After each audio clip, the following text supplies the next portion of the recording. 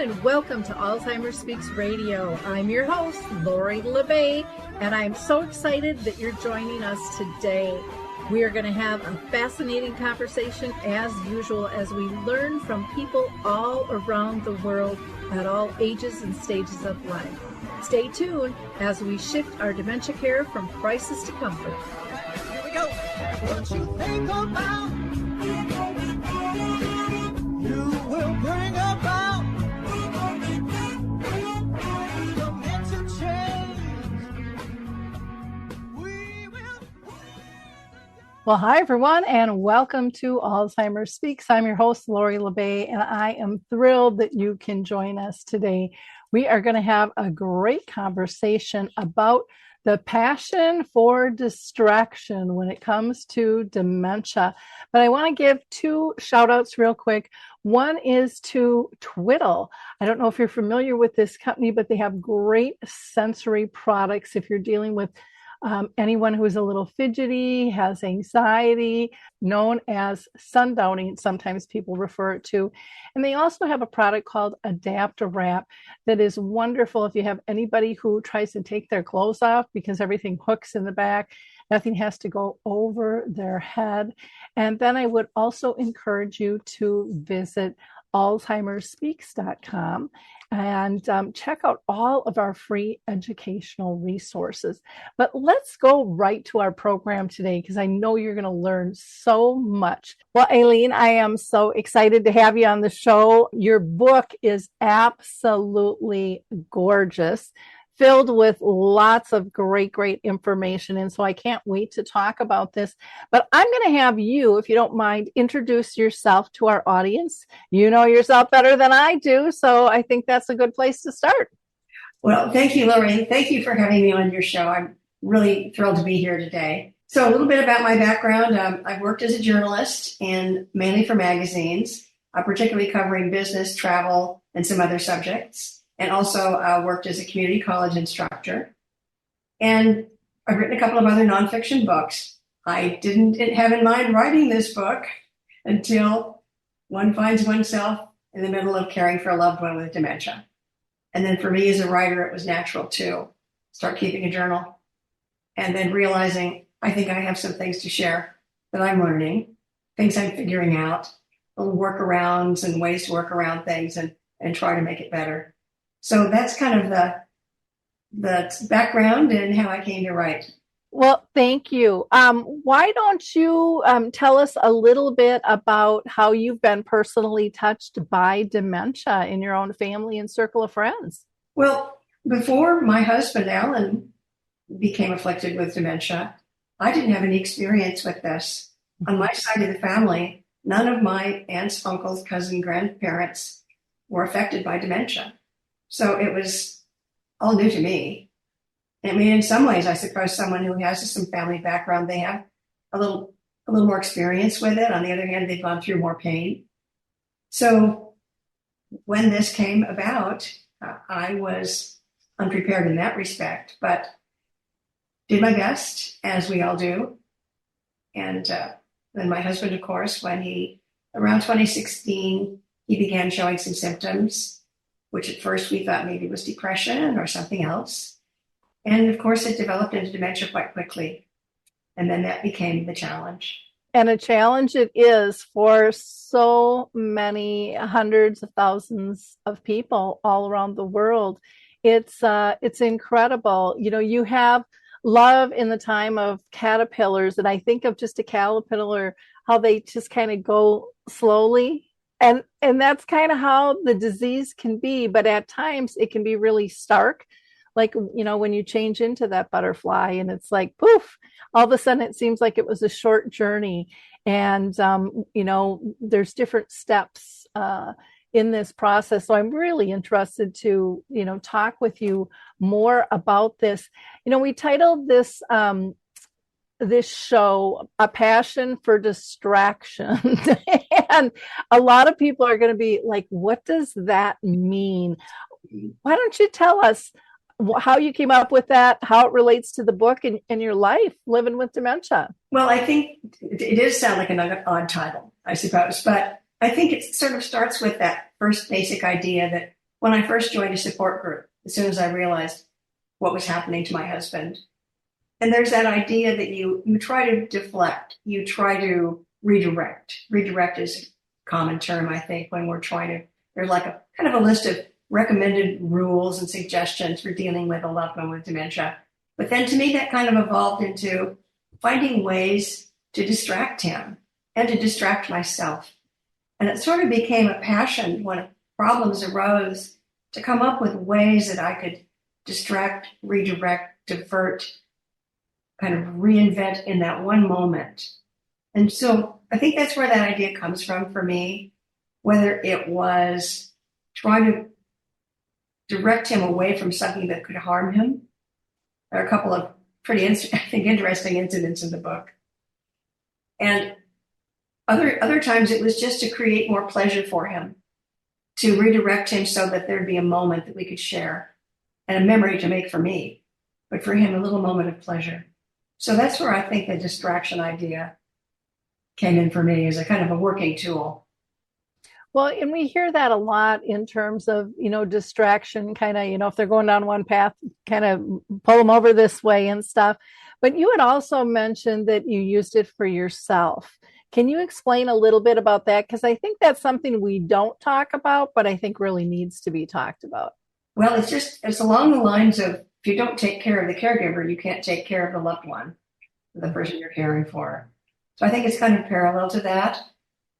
That just as I had to distract him often out of a bad mood, out of potentially harming himself, I had to distract myself. I took the guest room and kind of recreated it as my little getaway room. And that really helped me a lot.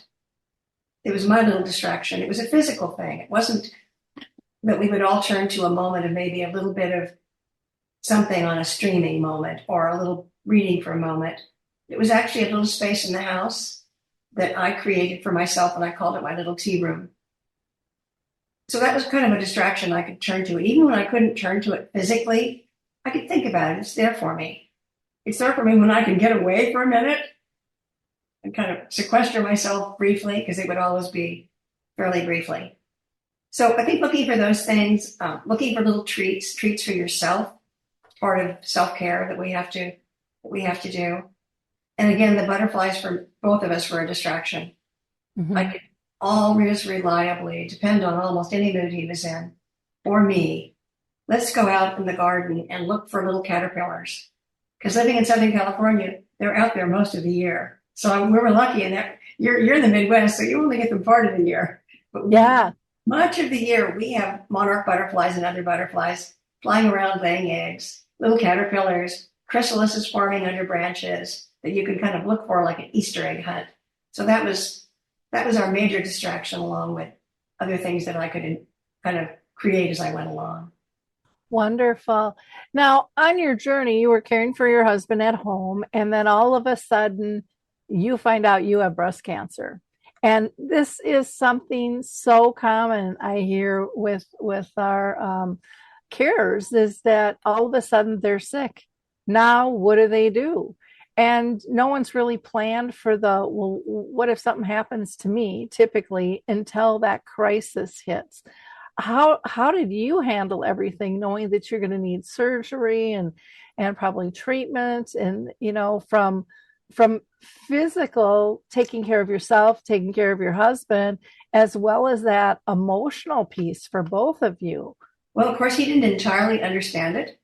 So there was that. He was fairly advanced when this diagnosis came through. Of course, my first thought, anyone who has a cancer diagnosis is like, why me?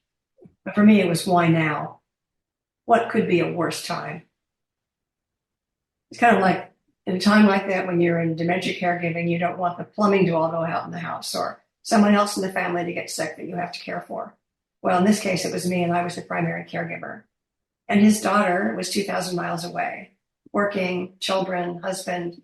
So even though she was always there for me as much as she could be, it wasn't easy during that time. So part of it was trying to handle him in that moment. He didn't fully understand what I was involved in. One of the best things at a point was the fact that one of the rules in caregiver management is try to repeat information to your loved one. Don't, try to maybe tell it in a different way, but repeat if it's really critically important. I tapped into that, finally got through to him. I have breast cancer. He'd been an Army medic back in his early Army service days. I kind of got that through to him, and it became very difficult taking him along on medical appointments. The doctors tell you when to come. So my caregiver was there on Tuesdays for a few hours. Well, I couldn't get Tuesday appointments. I had to bring Allene with me. There were a few incidents in this waiting rooms, which I don't even want to go into, but they were very difficult. And so I thought, I can't take him with me. So one of the gifts of this whole thing, and fortunately, my stepdaughter was able to come out for the surgery. We had our wonderful primary home caregiver who was able to get some extra time. Thank goodness, I was lucky. They managed me, him through that. And then, but one of the gifts before we got to the surgery point was that I came up with one of those distractions, one of those diversions. He'd never been willing to go into dementia daycare. He flatly refused. Took him once. He goes, I'm going to make a scene. I'm not going to be here. By repeatedly getting through to him, I have breast cancer. You must go because I have to have radiation treatments. Now, I didn't exactly. That was one of those loving lies, but he bought into it. He was willing to go to dementia daycare. And I've been unable to make that happen before. So that was one of the gifts that came from this very difficult time, was that he agreed to cooperate on that level. I was able to get him into dementia daycare. It lightened my load and the post-surgical time. So I was always looking for little gifts that would come out of these bad moments. And it's surprising how often there are, fortunately. And there are moments when we feel lucky in the middle of a lot of pain. Well, and I think, so often people miss them when they just get so self-absorbed with all the pain and all the trauma. They forget that there's still good around us sometimes. And I get that. I mean, when you're dealing with a major diagnosis yourself, or it could be a death of a friend. I mean, it could be a zillion different things. There's that grieving period, but it's really easy, I think, for many, many people to block anything that's good because they just need to be in that space of sometimes of no hope. And hopefully they pull themselves out of it. Some people don't, though. Some people just stay there because I do think you have to grieve and you have to feel the pain and the discomfort of whatever it is you're dealing with. But to me, it is so important to kind of always have one eye open, looking for some moment of joy. And it might look really different than what you're used to, but it sounds like that really filled your heart. It was like, wow, that was a big, big thing. And a lot of people might not think it was that big of a thing, but it's like when you've been working at it for so long and he finally agrees, I can't even imagine how happy that made you feel. It did. And right in the middle of all of this, and to think that he'd be there, he'd be safe. And he kind of did a turnaround once I kept repeating, I have breast cancer. You must do this for me, for us. Once he got in, he found out they had good food. And that was a big plus. So again, that was another gift, to find out that I found a place where they had a really excellent chef. And he was pleased. He was really happy to say, oh, I had a wonderful lunch. So again, you're in the middle of grief and you're pre-grieving because you know you're going to lose them. But finding those moments are for them and for you as much as we can. And those are some of the ones that we remember, I think, afterwards too. Those special moments. Well, and like you said, celebrating them together, and then you can, relive them over and over. Because again, you are going to be going through that process of loss and grief of losing a loved one. Some of the smallest little things for my mom, and she lived with dementia for 30 years. She's been gone for 10, are so precious. And they are like a little mosquito flying around that so many people would miss. But it's like, I saw that mosquito, instead of it being a mosquito, it was just, what do they call those little bugs that flash the light?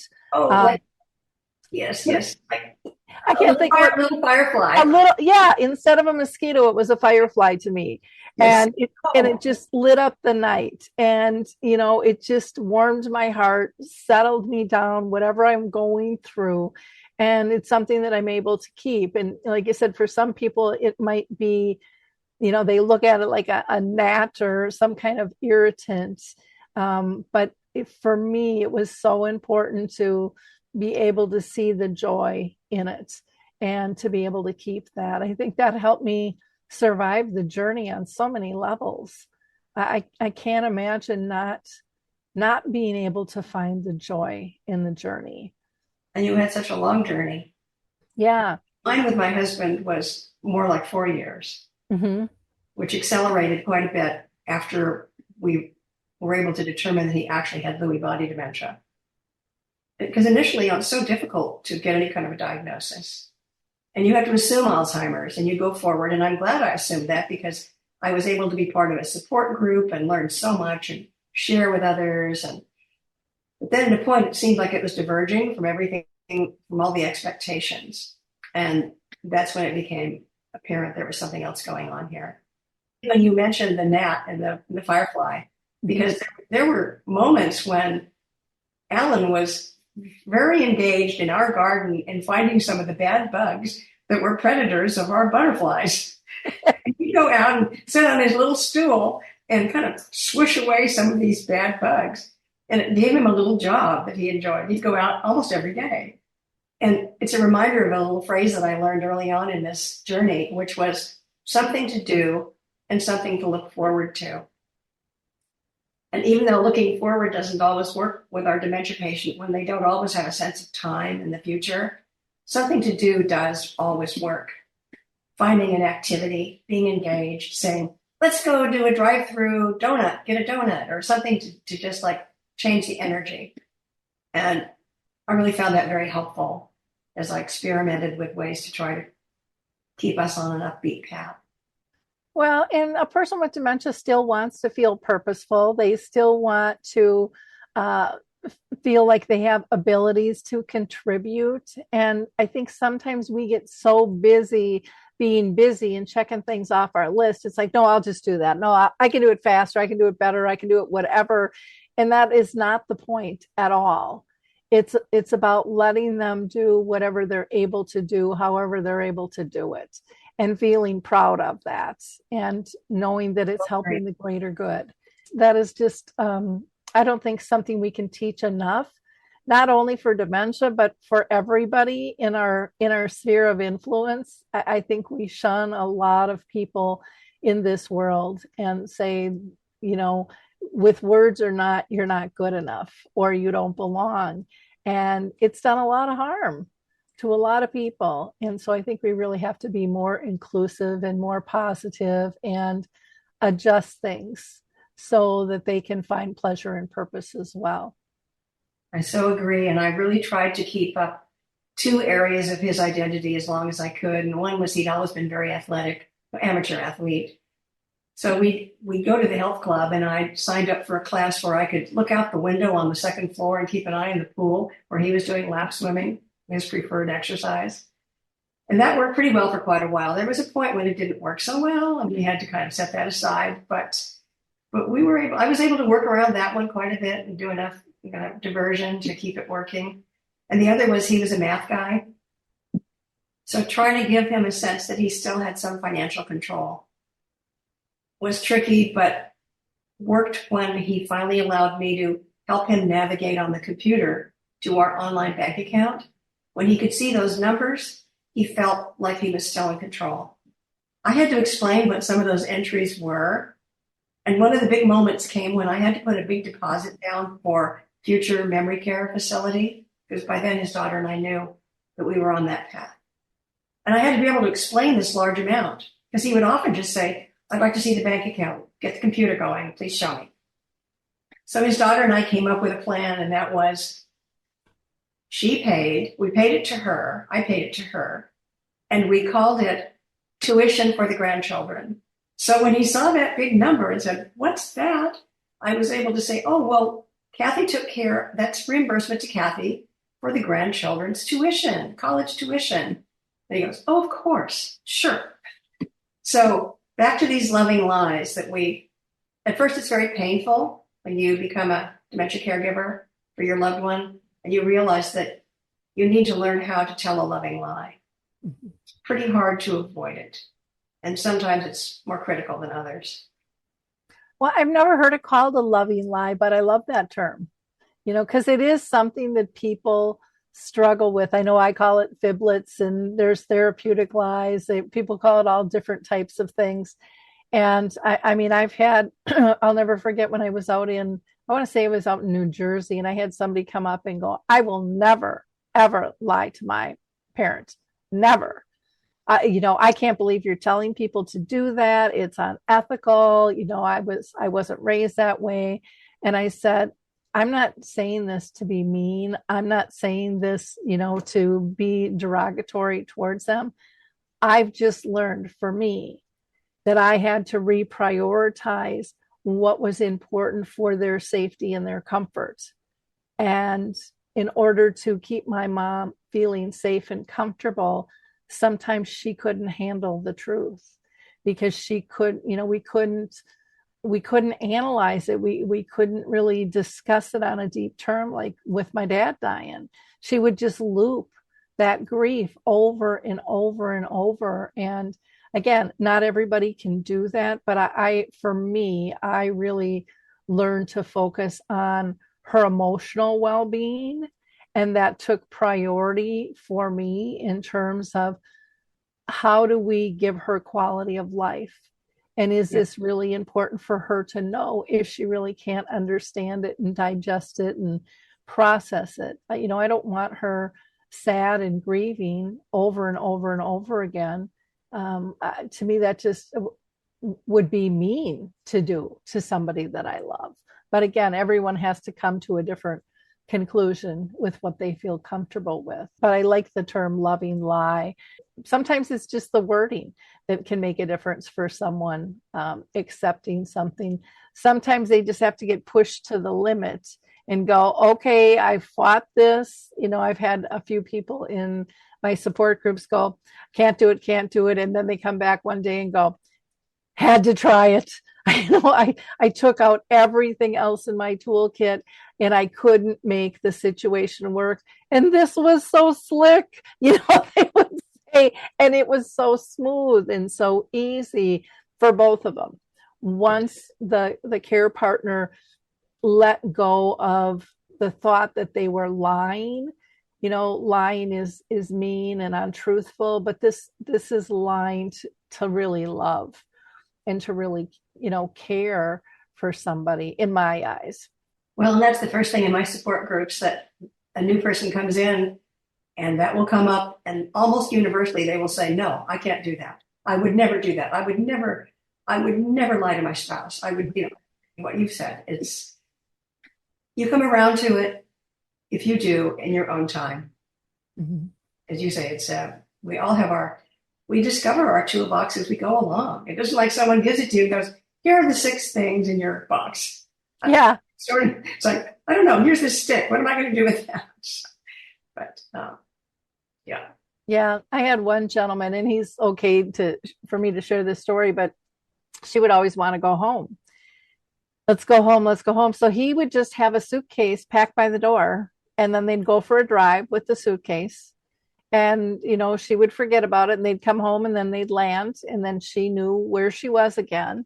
And then it got to the point when she didn't know where she was. Then they were on vacation for a while, and then they'd go for a drive. But he was like amazed how simple that was to keep her calm instead of being so distressed. And it turned out kind of a game for him in some ways, because his goal was to keep her calm and happy and comfortable and not be stressed out. And but I'd never seen anybody do it with physical props, like a suitcase. I love the props idea. Yeah. That's great. I wish I'd thought of that. Yeah. That's really clever. And he would say, when they would be leaving, because they lived in a senior community, someone's like, "Are you going somewhere?" "Oh, we're going home." And they'd kind of give him the look like, "What do you mean?" And after a while, he was able to pull people aside and let them know. And they're like, "Oh, okay, have a nice trip." And then they would kind of play into the whole thing as well, because, they loved her too, and they wanted her to be happy and stuff. So It's a wonderful story. I love that because again, that would probably give her a sense of joy. Everyone has memories somewhere buried in our minds of taking little trips or going to visit someone they love, and just that little suitcase idea. It's such a great idea. I love that. yeah. Yeah. So on your journey, how did you figure out kind of the home caregiving help despite your husband not really, wanting it?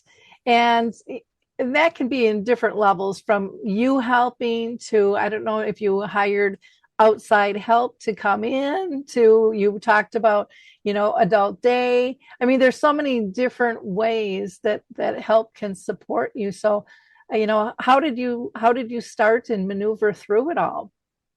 Well, of course, it started with me saying, I can take care of this. I can handle this. Mhm. Because initially, it was quite lovely. We had so much time together. I was loving that we had all that time together.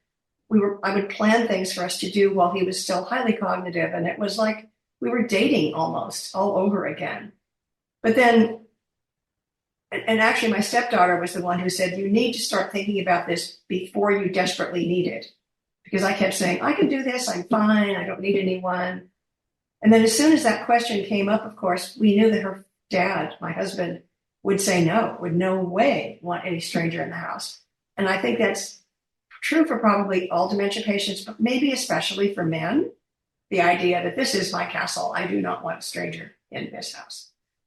So I started doing the research, found out that a typical minimum coverage would be 4 hours at that time. So I started looking into it and finding out, to me, it was just, okay, we'll test the concept. We don't desperately need it yet. But I'm glad I did, because it took a while. And so I would recommend to anyone that I, sometimes you talk to people now, they read my book and they ask questions. Don't wait. Start thinking about it early. Have some kind of a plan. Because as I started to look into it, I found out that one of the companies of the several that were available in my area had a home service that connected to their residential facility. So there was a chance that some of the people who was caring for my husband might be the same ones who would be at the facility. And I thought, that seems like a great advantage. When the day came that he finally, and he did eventually, have to go into care there. So we tested a little bit, and the first person who came to the house was a nice middle-aged woman. And my husband liked to tell stories. Well, they weren't the kind of stories that a middle-aged woman would be likely to be interested in. His military service, some science, things like that, his skydiving.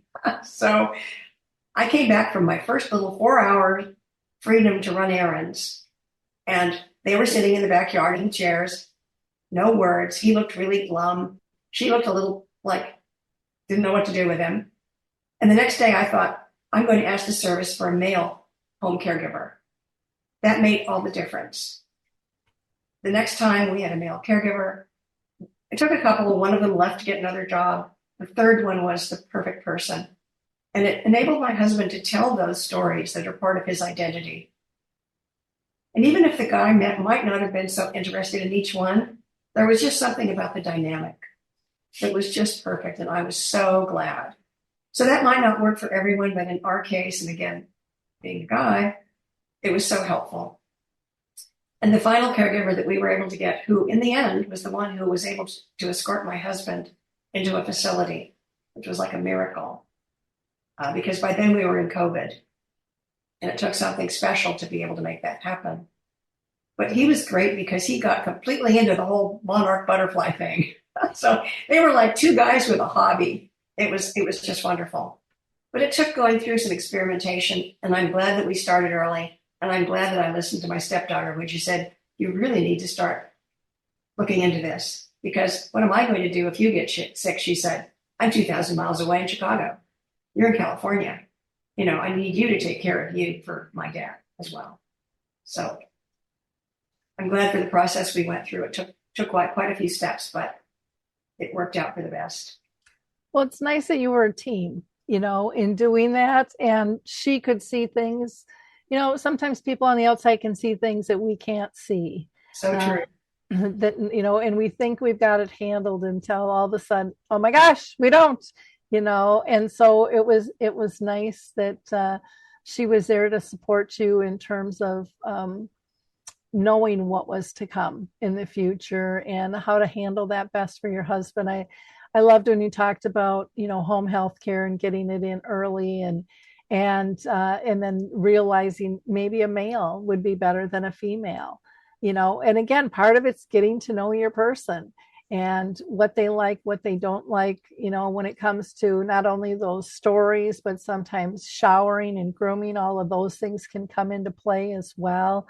But hobbies and connection, I know and I'm thinking with us, we never ended up having anybody come in, but I think like with my dad, it would need to be a guy because, he would have coffee every morning with the guys.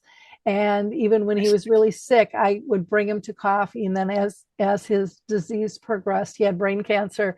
They allowed me to sit in on the guys' coffee. And they never let any women in, but they allowed me because dad just needed a little more assistance. And it was quite eye-opening, the camaraderie and the caring and just the way they talked with one another. It was just, you could feel the love and the joy and their jokes, it was so important for my dad to be part of that. And I just felt honored that I got to experience that versus just watching and go, oh, the boys are getting together. But to really sit there and be in on it was really, really gave me a lot of wisdom, I guess. I felt I picked up in terms of that, the importance of that. I mean, I know what it's like to get together with my gal friends and how we laugh and, but communication is different. Topics are different.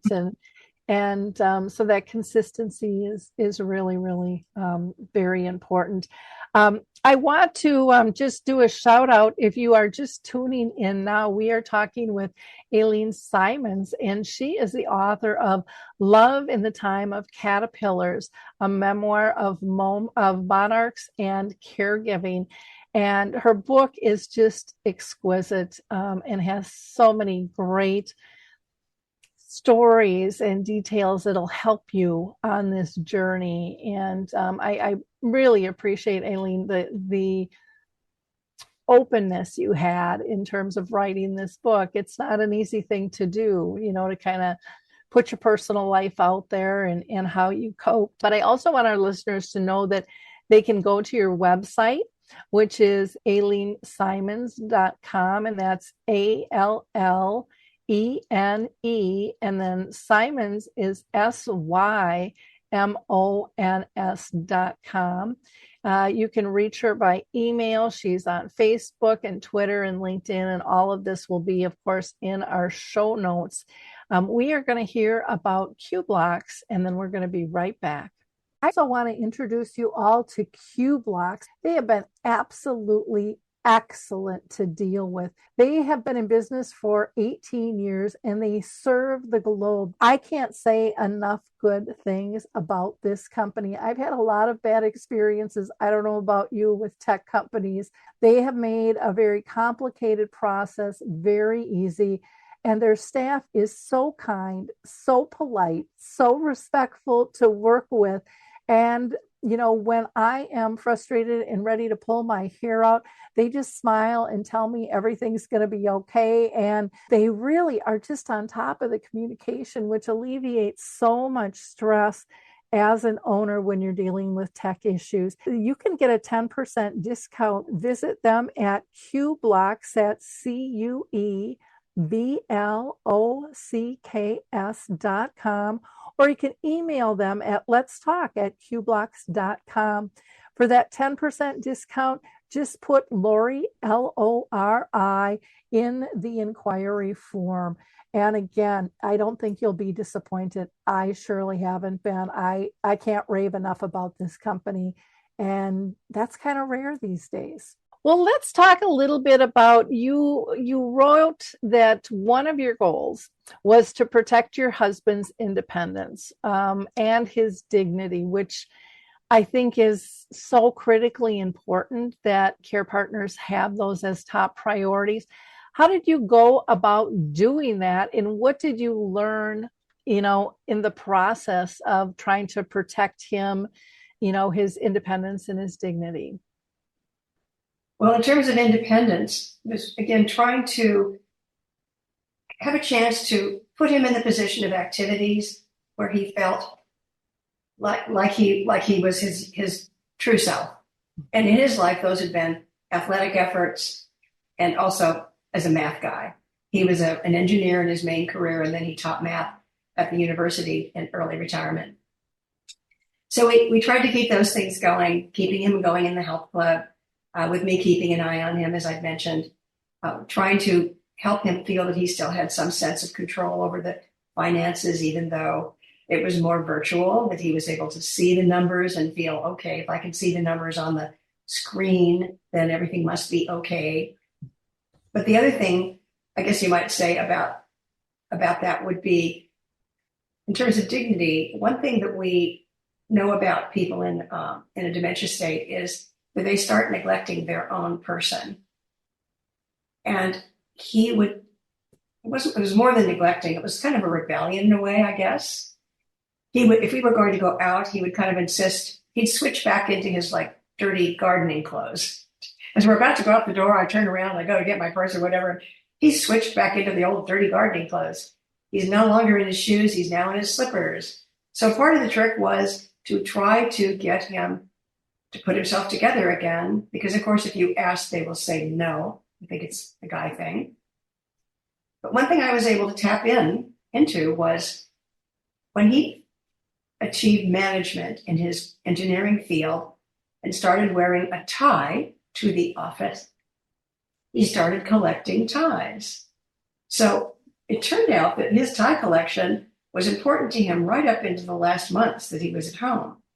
I could urge him into going and picking out a tie. And once he picked out a tie, he'd really get into it. He could make a connection, like if we were going to go to, I don't know, the DMV to get his senior ID, he would pick out a tie that had little miniature cars on it. So there were these connections that he could make still. So once he picked out a tie, then it was very easy for me to give him a clean shirt, then get him in some clean jeans or slacks, and then get him into some shoes, and we'd get out the door. So it turned out that tie collection was almost a key to kind of helping to maintain his dignity when we had to go out for appointments. And I was so grateful that there was that tool in my tool chest, that who would think a tie collection would be a tool in a caregiver's tool chest? But there it was. So again, I think it comes back a lot to just looking around and seeing what's available, that little mosquito flying by or whatever it might be, to kind of change the energy, change the action, and hopefully keeping us moving forward in a way that's good for them and good for us as caregivers. Well, and I love the tie because, again, it's one of those things you wouldn't think could ever help you. And you have to take your blinders off when you're caring, and you just have to look for any little thing that gives that little kind of glint in the eye, or a little smirk, or a little aha, anything that says, okay, they're at peace with this makes them happy. And it might not make sense, but boy, the ripple effect can be so huge and life-changing to get done what you need to get done. Well, another example I think that's kind of interesting is when we would go out to restaurants, we always had a lot to talk about. We'd sit at a table in a restaurant and we would talk, and that would be one date night. As Alan's dementia evolved, we would go to one restaurant where they knew his condition. I was able to use those little cards. Please be patient. The person I'm with has Alzheimer's, because that's the universal term for it, the more universal term. And I would never want to sit like at the food bar and watch the sports TV. That was never we didn't do that. That wasn't what we did, even though he liked sports. But as this evolved, that became the best thing to do. We'd sit at the food bar, watch the sporting events, which I never personally would have enjoyed, but I was so happy just to be with him, both of us looking at the screen. We were in the same headspace together and having a nice little meal. And that kind of was a pivot for me when I realized that is his comfort zone. And the way we used to go out for our restaurant date nights didn't count anymore. First of all, talking when they're fairly advanced is not a good idea. It's not so easy. Better to have a basketball game going and a big screen on the wall and a nice little meal in front of you. And it turned out to be a good way to get through several of those months before things became more difficult. Actually, before COVID shut down the restaurant. That was what changed the world for us too. Okay. Well, and you talked about being in the same headspace, but to me, as I'm listening to you, you were in the same heart space. Oh, thank you. That's lovely. Because you moved to where he needed to be, where his calm was, and where you could still be, out of the house, enjoying time together. And I think sometimes we pressure ourselves that things have to be exactly the way they used to be, and things are never ever going to be exactly the way they used to be. Even when we've told ourselves that they are, there's always little differences and little tweaks. And dementia just makes those tweaks a lot bigger sometimes. But, I learned, and to me, this was one of the big gifts of the calmness I got just sitting next to my mom in silence, just being in her presence. And I think I probably took that for granted before because we were always busy being busy, but how important that was to just be calm and comfortable and content because she was calm and comfortable and content. And that filled my heart. That's lovely. And I think it's also the difference in the personality of, our loved ones. Again, he was someone who responded to activity and action. And that was because prior to that, we were both very engaged in our own careers and the things we shared together in travel. But this meant that I was looking for activities to kind of keep his spirits up. Mm-hmm. Yep. Wonderful. One of the things that you say is that dementia caregiving for your husband sometimes seem like the best of times. And people will probably go, what? How the heck can that be? Well, certainly in the early months, I really felt not only this isn't so bad, but it was like we were on a date all the time. Because I'd been teaching part-time at the local community college, and I was able to give that up, and willingly. I had a nice run there, and it was time. And we had so much time together. And before, we'd been very busy with our careers. And now we were doing things daily. We were doing all sorts of things because he was still able to do that at the time. And he was still highly cognitive. And I thought, pinch me, this is great. This is wonderful. I couldn't yet see I knew it was going to an unpleasant place at some point. But those were the early best of times. And then I think because I felt that way, I tried to carry some of that with me, looking for little moments. Again, our garden was the best occasion to do that. Up till his last month before he was in the facility, we could still go out into the garden and have a little moment that I still was saying, pinch me, I've got a little moment right now with him as we're both looking at a baby caterpillar, say, something like that. But there were moments that you take with you and treasure. It's kind of like with my step-grandchildren. With the whole family, we'd be doing things together like a trip to Catalina or wherever we'd go once a year, we'd have a family trip. And you're building memories for everybody. For the older ones, for the middle-aged ones, for the little kids, for later going, oh yeah, we used to go to Catalina Island with Grandpa and Grandma. And I felt like I was building memories for me with him. There'd be these little snapshot moments with him. I'm thinking, remember that. And hopefully he's having some pleasure in that immediacy of that moment too. But there was one day when I'd lost my cool.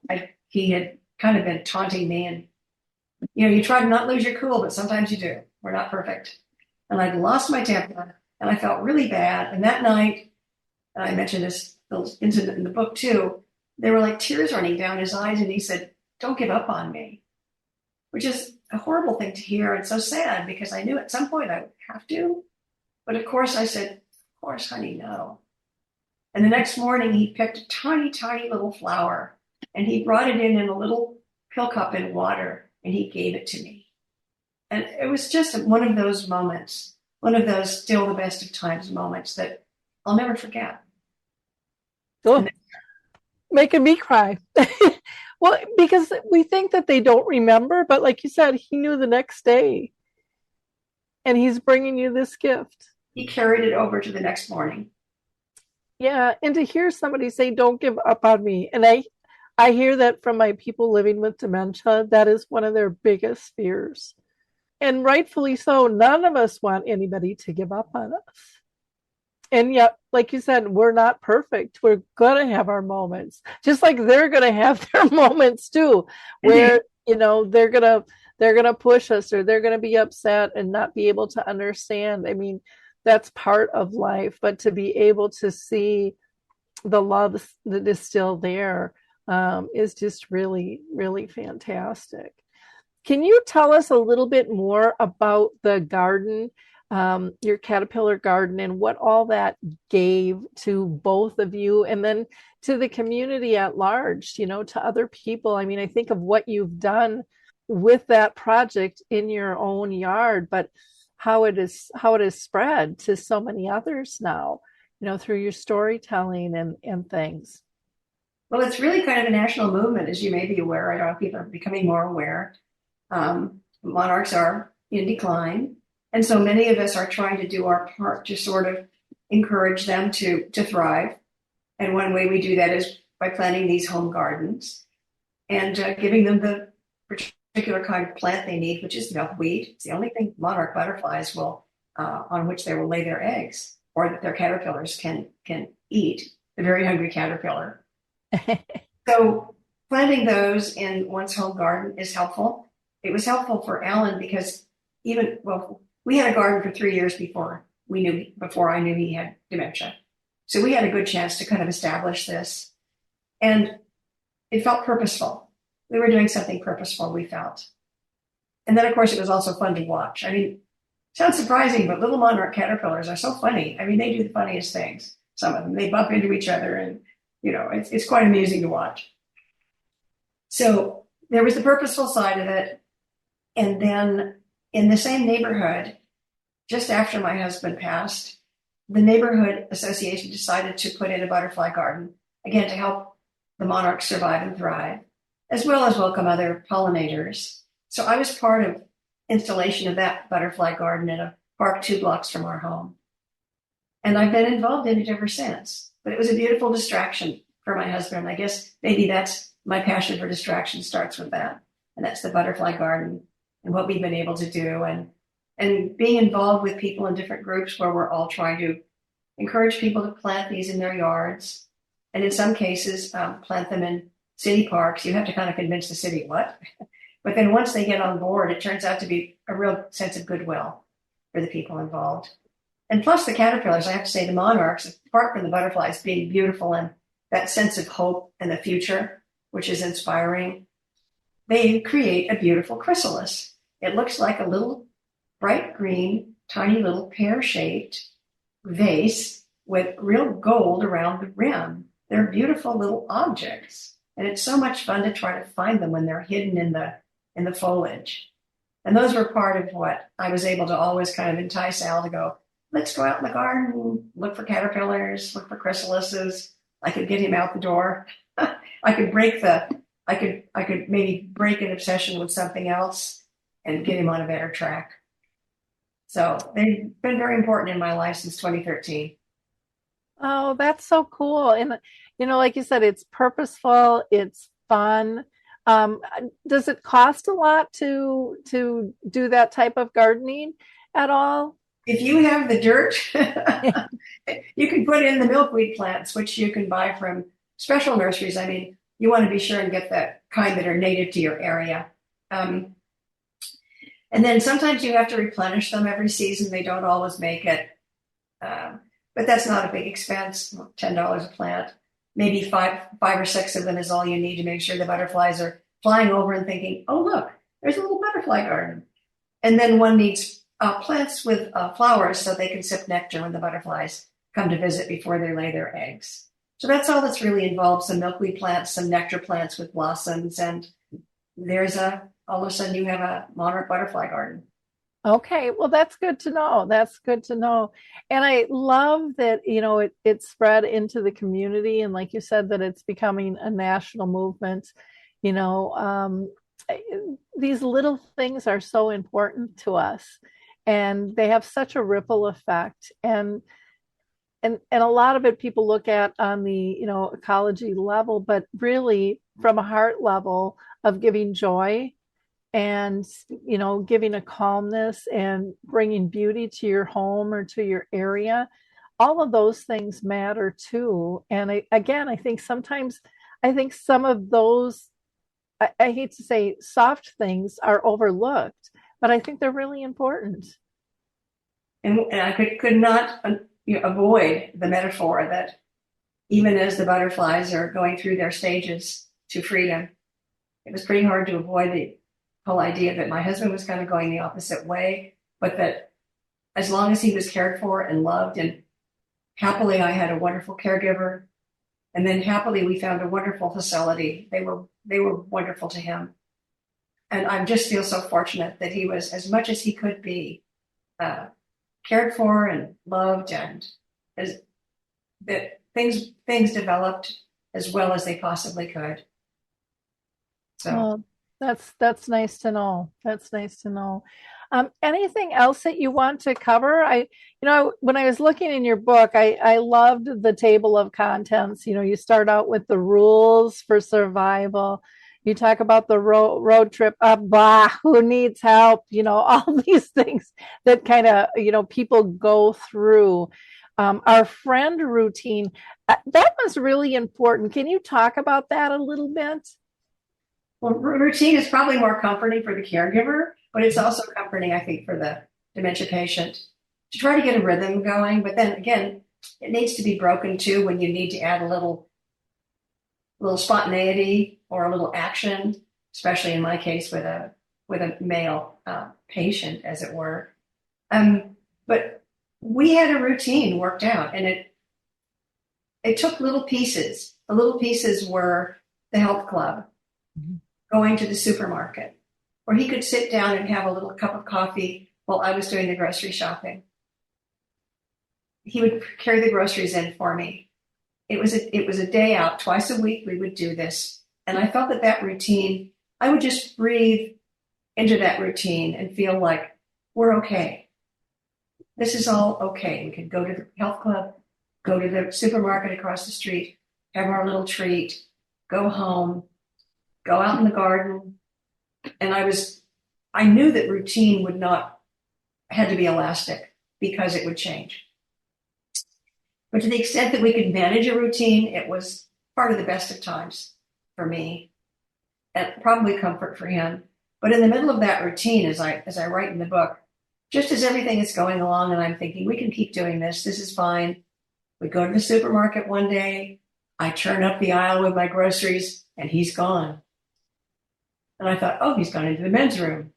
No, he had walked out of the store into a very busy street.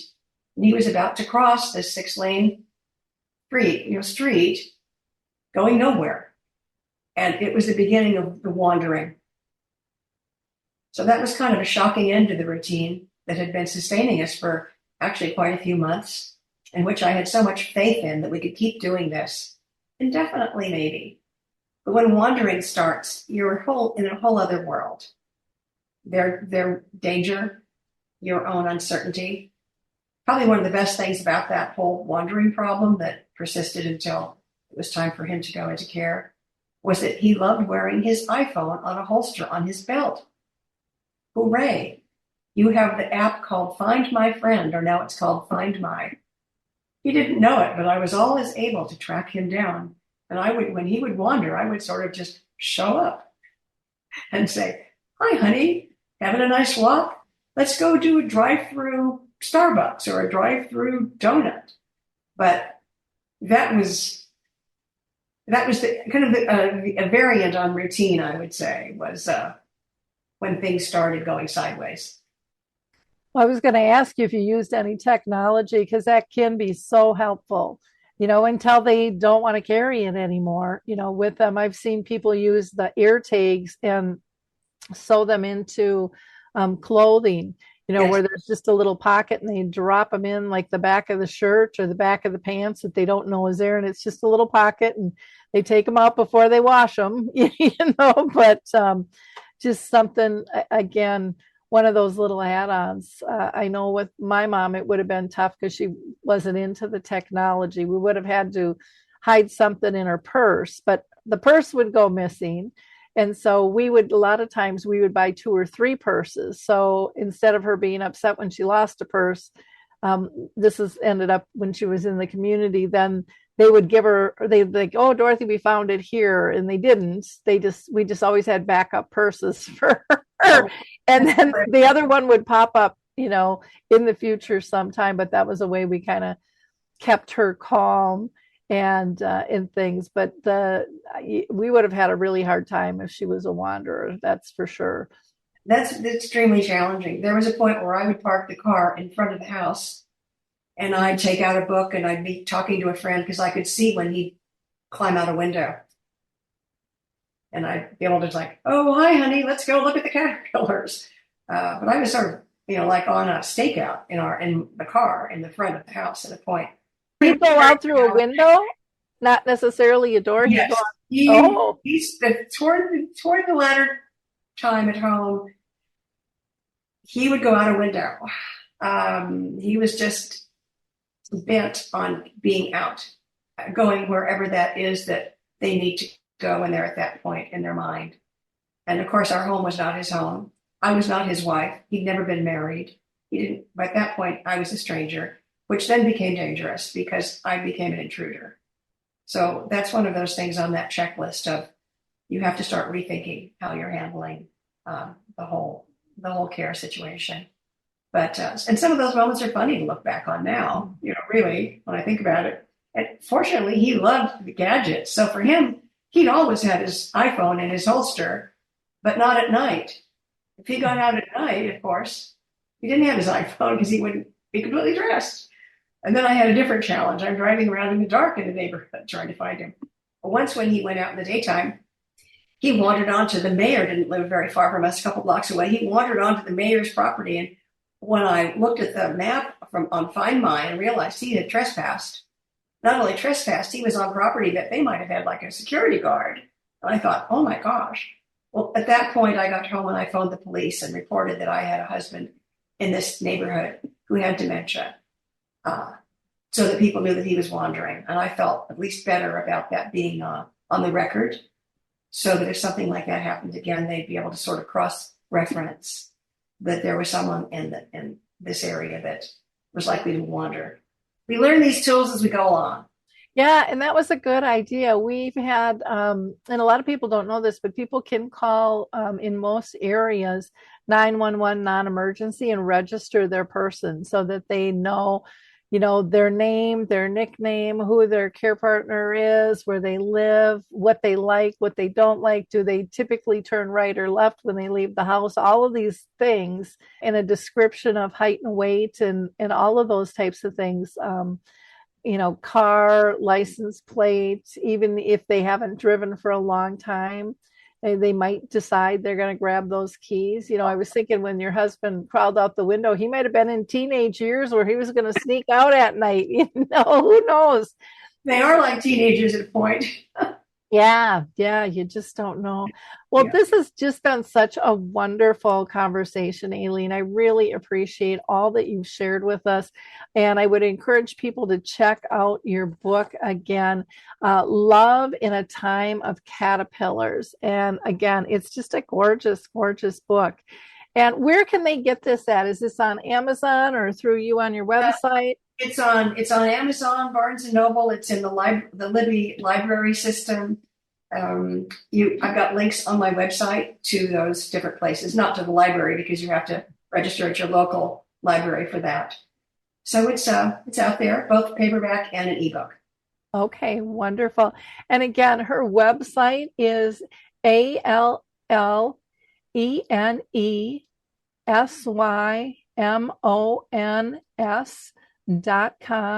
And again, she's on Facebook, Twitter, and LinkedIn as Allene Symons for all of them. So kudos to you. You're consistent on all of those. And then they can also email you as well. And again, everything is in the show notes. For our listeners, I encourage you to be a giver of hope. Please like, click, and share this episode. This is how we help people. We have to be able to share the services and products and tools that are out there. And one of the easiest and best ways to do that, it costs you no money and it takes very little time, but boy, it can make a huge difference in somebody else's life. Again, thank you so much for your time. We appreciate you being part of our community here at Alzheimer's Speaks. And Allene, thank you for your time with us today. Thank you so much. It's been a joy to be here. Thank you. Bye now. Bye.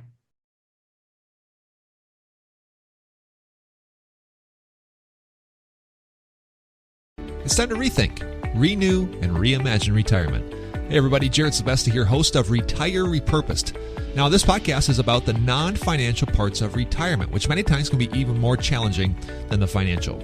We believe retirement is not the end, rather the beginning of what could be the most impactful, purposeful, and fulfilling season of a person's life. So don't retire, become repurposed.